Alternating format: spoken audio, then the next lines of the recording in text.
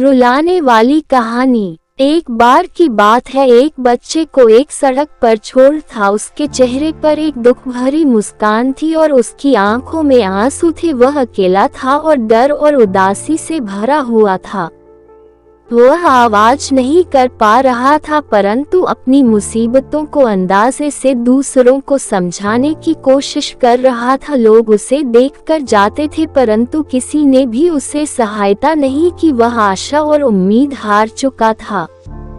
फिर एक दिन जब वह फिर से सड़क पर था, उसने एक बूढ़े आदमी को देखा जो रास्ते के किनारे एक बांसुरी बजा रहा था। उसकी आवाज धीरे धीरे बढ़ रही थी और धीरे धीरे बच्चे के कानों तक पहुंची। उसने अचानक एक सड़क के बच्चे की आंखों में चमक देखी। बूढ़े आदमी ने उस छोटे बच्चे को अपनी बांसुरी से प्रेरित किया। उसने जीवन की कठिनाइयों के बारे में गीत बजाया जो बच्चे के मन को शांति और खुशी देने में सक्षम था। बच्चे की आंखों में एक नया चमक थी और उसका दिल गाने की आवाज के साथ नाचने लगा। धीरे धीरे और उसकी खुशी बढ़ती गई। बच्चे की गोद में सड़क के लोग आने लगे।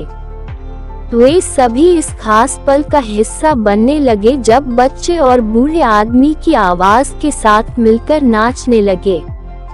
बच्चे को लगा कि वह अकेला नहीं है और इसके साथ ही उसका दुख और उदासी भी कम हो रही थी। बच्चे ने समझा कि उसे अपने भविष्य की ओर आगे बढ़ना है। वह बूढ़े आदमी के प्रभावशाली संगीत से प्रेरित होकर अपने सपनों की पूर्ति करने के लिए अपनी शक्ति का उपयोग कर सकता है।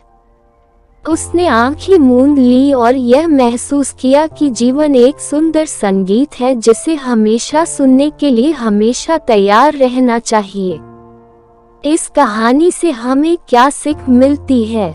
इस इमोशनल स्टोरीज से हमें ये सीख मिलती है कि जब हम खुद को अकेला महसूस करते हैं और जीवन की मुसीबतों से लड़ने की क्षमता खो देते हैं, तो हमें बस इसे अपनी नजरों में बदलने की जरूरत होती है।